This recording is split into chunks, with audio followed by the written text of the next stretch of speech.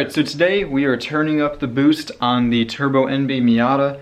For those of you who don't know, I recently finished a NB Miata build. Kind of, not really. There's still a lot of work to be done. It's a GT2560R on a 2003 Mazda Miata. So it makes roughly around like 185 wheel horsepower, which is solid, like there's no denying that. But that turbo can do a lot more. So it's running on wastegate pressure right now, which, you know, is what it is. It's not necessarily a bad thing, but you get some slower spool and obviously you don't have control over the boost. So the spring that we have is around like 7 PSI. So we're gonna turn that up. I got a little manual boost controller. This one is from TurboSmart. It's got a dial here, lets you turn it up. And yeah, so we're going to install this and take some logs, tune it, and see the difference in power and see if it makes a difference in spool. So I got this from Flyin Miata. It also comes with a little mount.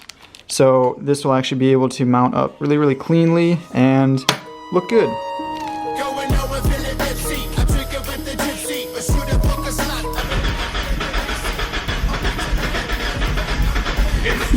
Start.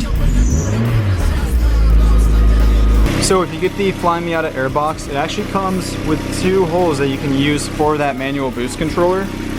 So we're just going to be tapping into this and attaching the actual boost controller in there.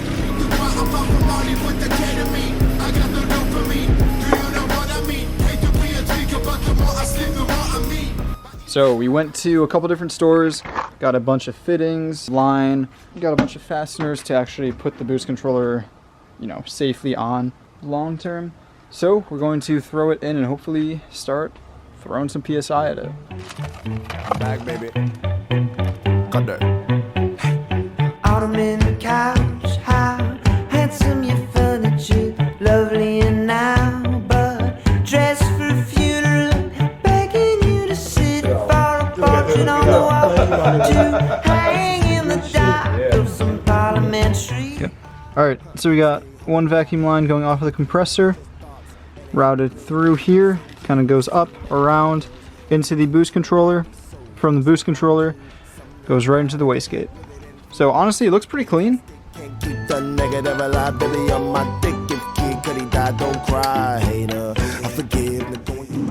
maybe it's placebo, but it seems like it's like boosting a little bit earlier. Yeah, it's supposed to make a fairly significant difference. That was at like 2,000. Yeah. Like it's boosting, like you can hear it audibly. That's good. Yeah. Yeah, no, I mean, the boost was very lazy before. Yeah. I mean, really, truly, it's yeah. very lazy. I don't know why. Some people actually just like run on wastegates. Dude, I think you're like missing out.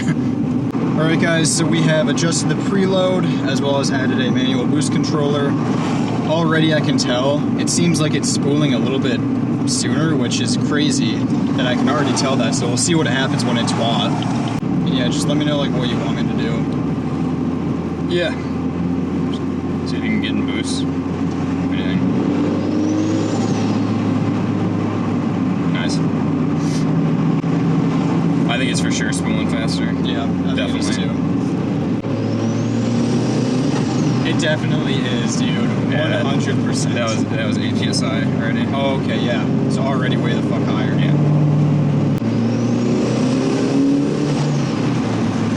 Yeah, we're already able to hit some areas that we haven't ever even gotten to because we haven't been able to load it up like that.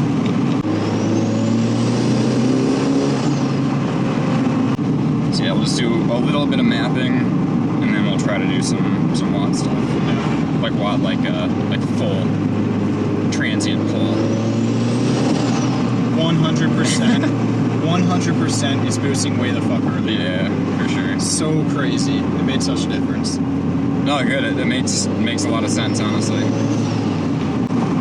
Yeah, I think this thing will rip some ass. Yeah. I mean, dude, you can hear like on that 2,000 RPM, and you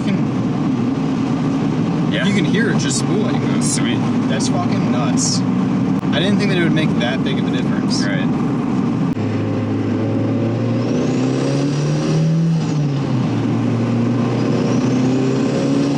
It's feeling faster to me, dude. It should, yeah. It's picking up like way better. Yeah, it feels still looking pretty good. Yeah.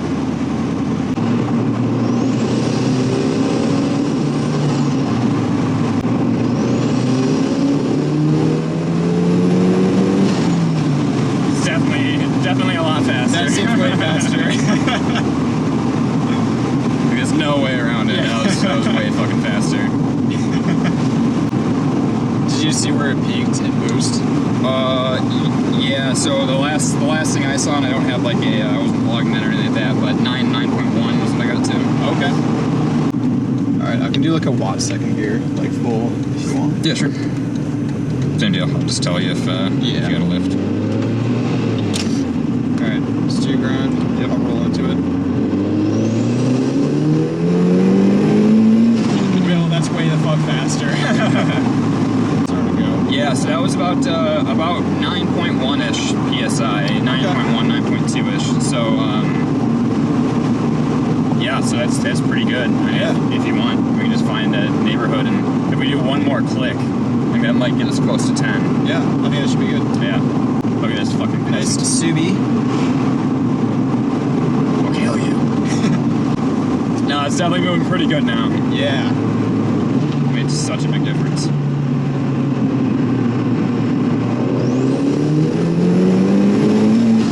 It's like putting me back in my seat now. Yeah, it's actually, it actually pulls now. Yeah, it's like, it's going. Yeah, that's fucking awesome. Oh, man.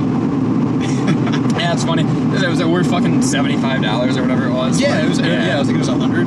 Yeah. No, it's not. Yeah, dude, it's fucking moving. Oh my god. It's fucking moving. Like before, yeah, it moved. It got Yeah, there. it's going all right, It was yeah. moving, but now it's like actually fucking going. Yeah, it's going. Oh my god.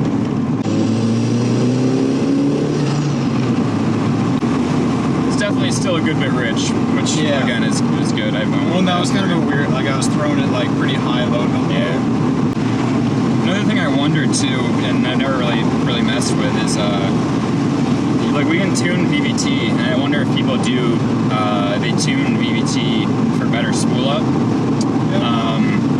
But it's intake only on these cars, so I don't know how much it would really do. Man, where the fuck are we? I don't know, man. You really put us out in the boonies.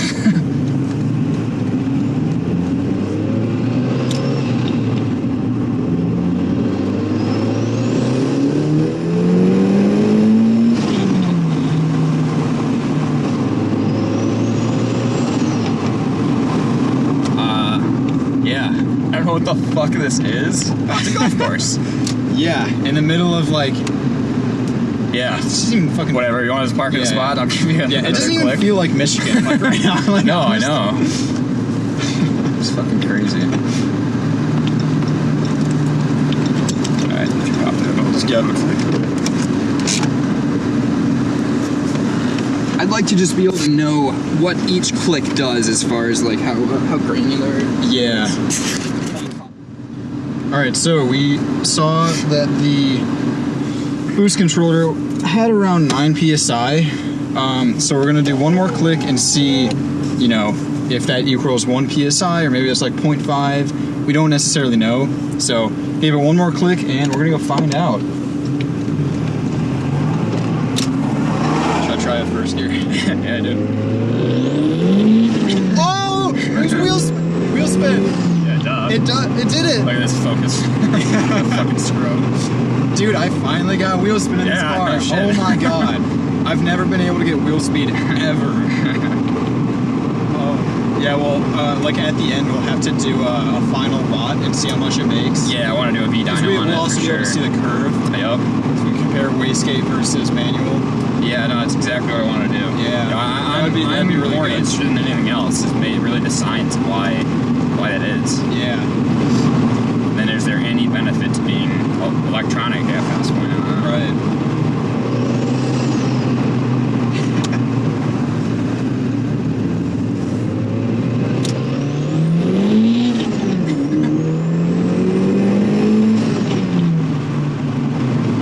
So it did about 0.5 psi. So we're at about 10. That needle, that tick is 10. Okay. So you're just under 10 psi right now. So that's probably a good. Should probably stop there. Yeah, for now. We'll do some more tuning. Next week's supposed to be really nice weather.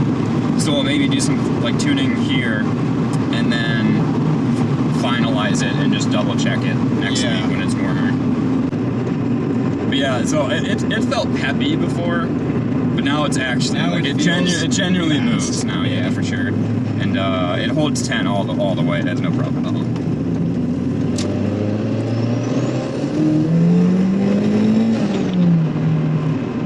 Man,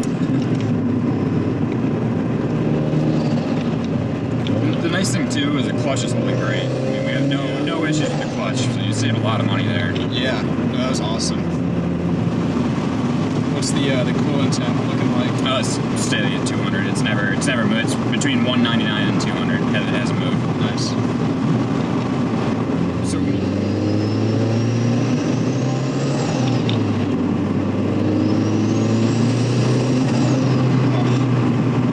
no, and I kind of like the recirculation valve noise too. It's pretty good. It's it's not like super fucking racy. It's just enough. Yeah.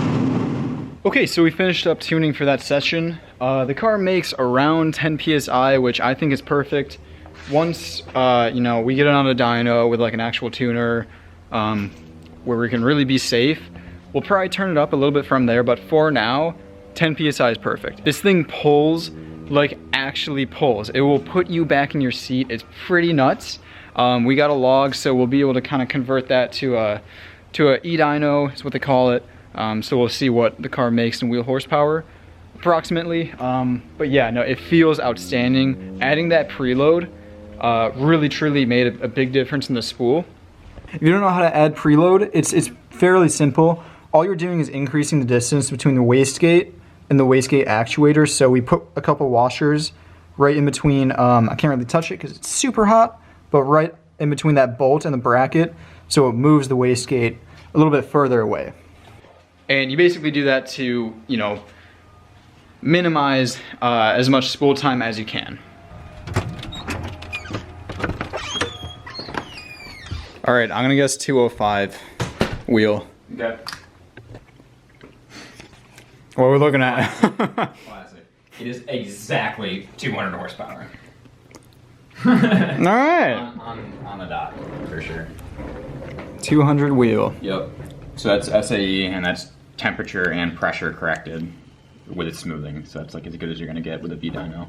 So, and then also, let's see which one's which. Yeah, so we got air. 6,500. Yeah. And so we got air fuel here and boost. So air fuel's pretty steady. You can see when we tip in, it's still going like really rich. Yeah. Not really rich, but pretty rich. Otherwise, it's pretty smooth. Okay, so let's talk about the differences between these two logs. So these are comparing without the manual boost controller and with the manual boost controller. So with the manual boost controller, it's making 200 horsepower and 191 foot-pounds of torque. Without the manual boost controller, it's making 184 wheel horsepower and 157 foot-pounds of torque. So apart from the obvious, 16 horsepower gain, it gained a lot of torque. And more importantly, that torque was gained down low. The spool time, if you look, is drastically different.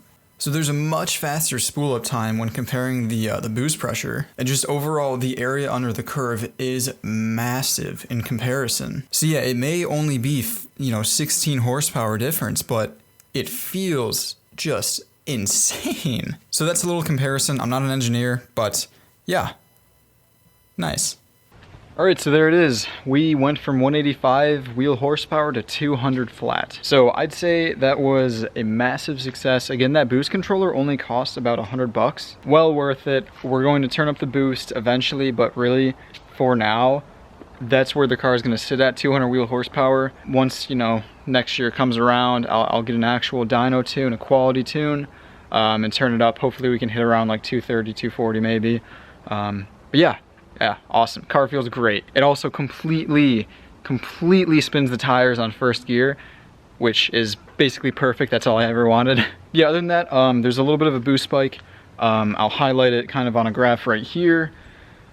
TurboSmart actually knows this, and it's a very common thing for them. So if there is boost spike, they actually give you kind of like a little DIY on how to get rid of it. But for now, thank you for watching. I appreciate it, and let me know if you guys have any questions. All right, see ya.